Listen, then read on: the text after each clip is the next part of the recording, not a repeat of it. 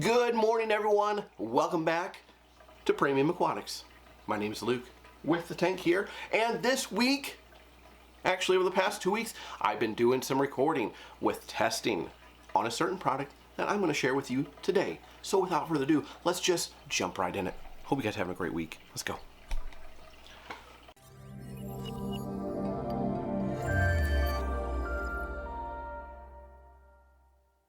Alright guys, so what are we looking at? I've been running some tests on this product because I've been excited about it. I wanted to try it out. I've got this in my system that it helps with. So without further ado, what is that?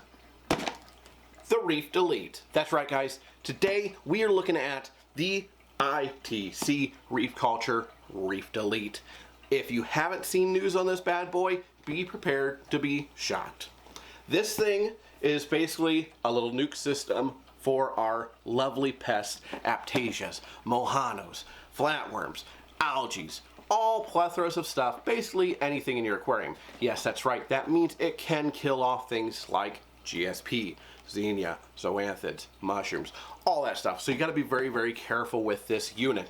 It can be disastrous if you're not careful. So let's go ahead, open this box up, see what we got. I'm sure a lot of you have seen about this, heard about this. Inside we have a secondary box which will have our manual and some safety glasses. Safety first. This one is actually very important. You guys want to make sure you're taking very precautious care when dealing with what this unit provides.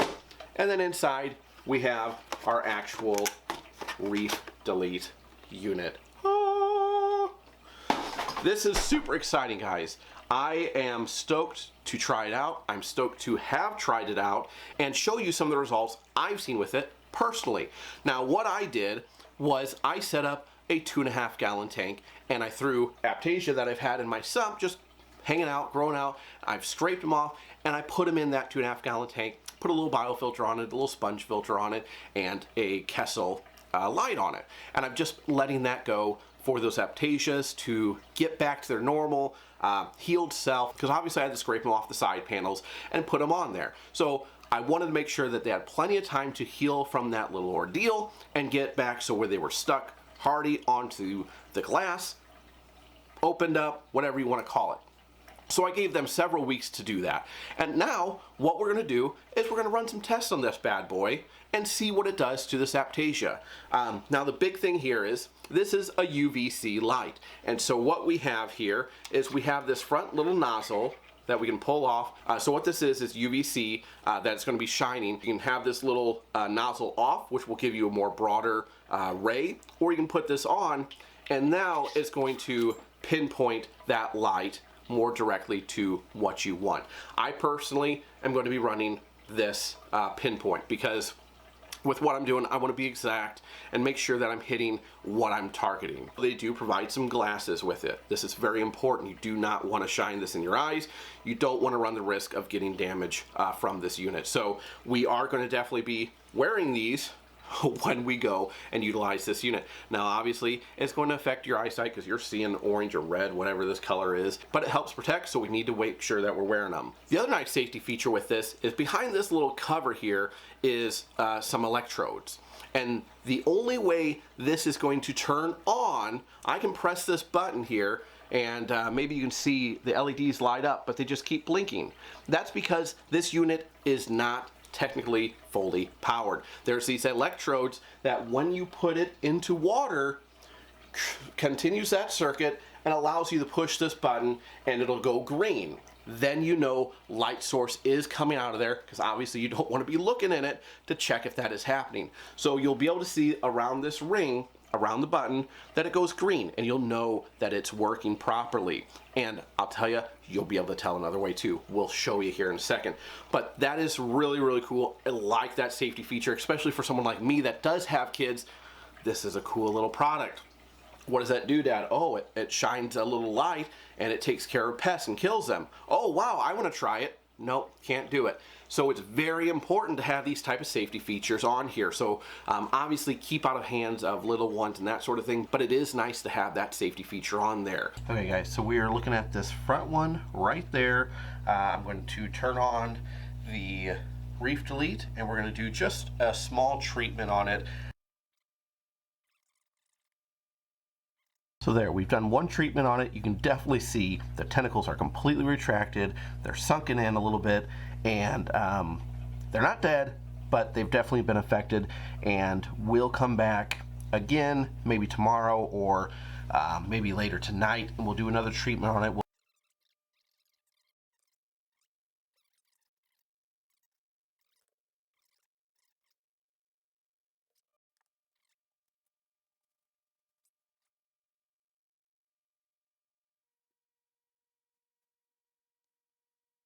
So you see the guy on the back wall there. I'm going to take this guy and we're going to do a quick treatment. You're going to easily see the tentacles just get sucked in here.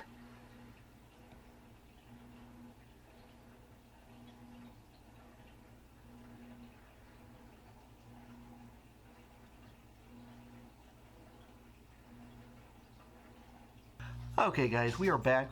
I'm fairly certain this one in the front here, I don't know if it's in focus. There we go, I think it's in focus now. It doesn't look like it's really coming out much.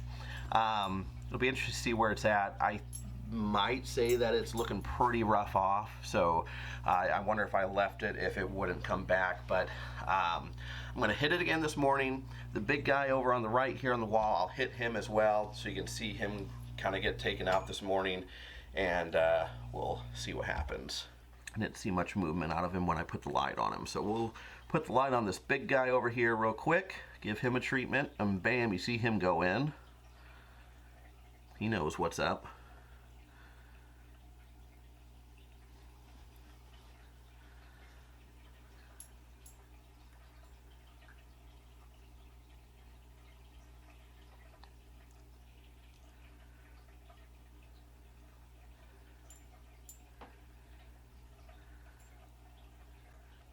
Oh man, it actually looks like he kind of spewed his insides. You can see there that white stuff hanging down.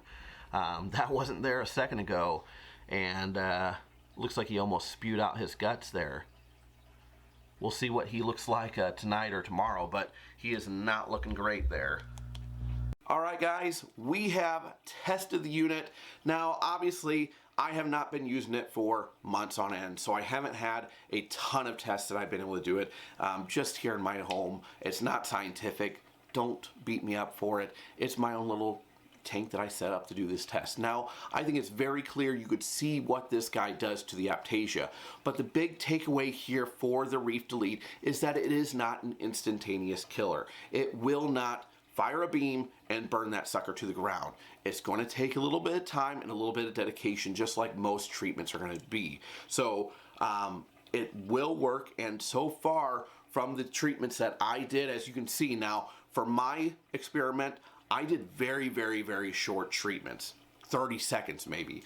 They actually recommend doing 1 minute, sometimes up to 3 minutes. It's all varying on the size of the pest or whatever you're treating, the size of it. The bigger it is, the more you may need to treat it. Smaller it is, you may be able to get away with a much shorter treatment. So that's going to vary. So you're going to have to just play around with it, see what works best for your particular pest you're trying to kill.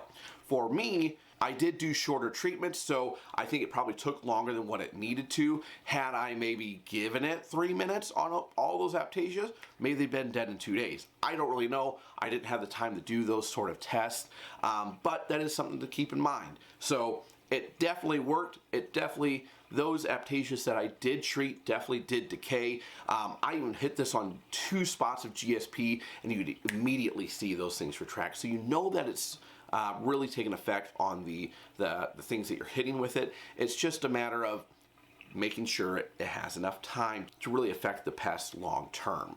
And that's where the biggest misconception of this is that everyone assumes that it's going to be a point and it dies, and it's just not. So that doesn't mean it's not a great unit. I think it's still wonderful. It worked very well for me, especially on that big guy. Seeing him spew his guts was incredible. I love seeing those type of reactions because you know that guy's not happy. You know, you can see right there in front of your eyes, this sucker is getting it. So it's nice to see that. I didn't have a chance to test this out on anything like algae or Planera or anything like that. I can't imagine that it wouldn't do the exact same thing. Algae's going to be a little bit tougher, I would assume, because you're not going to be able to see anything happening. You're not going to see it suck in or anything like that like you would with Aptasia, Mahanos, and those sort of things. But they do claim that it can help, and it's just a matter of time.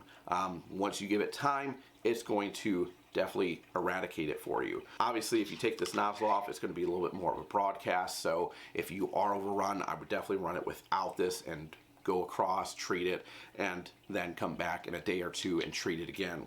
The one thing that they did recommend to me is that once that Aptasia is all balled up, specifically for Aptasia, once that Aptasia is all balled up, it's like you and your buddy are wrestling and you're boxing someone and they curl up on the ground in the fetal position and you're hitting them.